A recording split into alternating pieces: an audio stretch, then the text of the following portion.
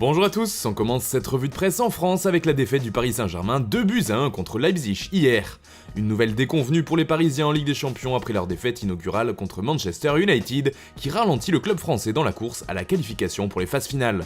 Une défaite qui fait aussi mal dans les têtes car Paris a vécu un cauchemar en Allemagne et a fini à 9 après les expulsions de Presnel Kimpembe et d'Idrissa Gueye. Pour l'équipe, Marquinhos et les siens ont joué avec la peur du bide, un bide réussi par les hommes de Thomas Tuchel qui n'auront plus le droit à l'erreur dans cette compétition. Ce sentiment est partagé par le Parisien, en effet pour le journal local, Paris se met en danger car cette défaite ne laisse que très peu de marge au club français pour la suite. C'est une soirée qui coûte cher, résume ainsi le quotidien francilien dans ses pages intérieures. Un autre club français jouait hier, il s'agit du Stade Rennais qui affrontait Chelsea. Les Bretons se sont inclinés 3-0 chez les Blues. Un score sans appel qui laisse pourtant un goût amer aux Rennais, en effet ces derniers crient à l'erreur d'arbitrage lors du deuxième pénalty de Chelsea et de l'expulsion de Dalbert qui s'en est suivi. En témoignent les déclarations d'après-match du président du club breton Nicolas Olvek.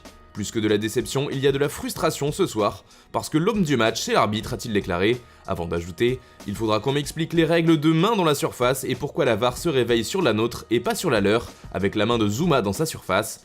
C'est notre apprentissage qui est dur, on est sans doute arbitré comme le petit nouveau, le petit poussé. » Un sentiment que semble partager Ouest France. En Europe, le Stade Rennais n'est pas respecté, résume le quotidien.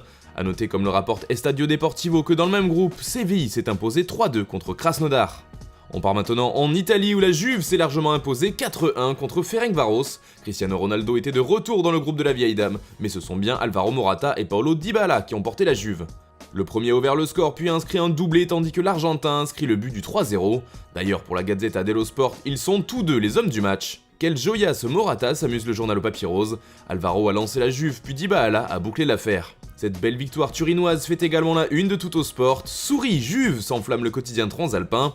Et puis comme le rapporte le Corriere dello Sport, si les bianconeri ont facilement pris le dessus sur leur adversaire, la Lazio, elle, n'a pu faire mieux qu'un match nul, un partout face au Zénith. On part maintenant en Angleterre où Manchester United jouait aussi hier. Le club anglais qui est dans la même poule que le PSG a lui aussi connu une soirée difficile.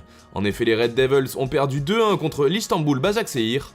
Ce jeudi, les Mancuniens prennent cher dans la presse anglaise car leur prestation n'a pas laissé une très belle image, surtout en défense. Car c'est notamment grâce à un oubli de marquage que Dembaba ouvrait le score.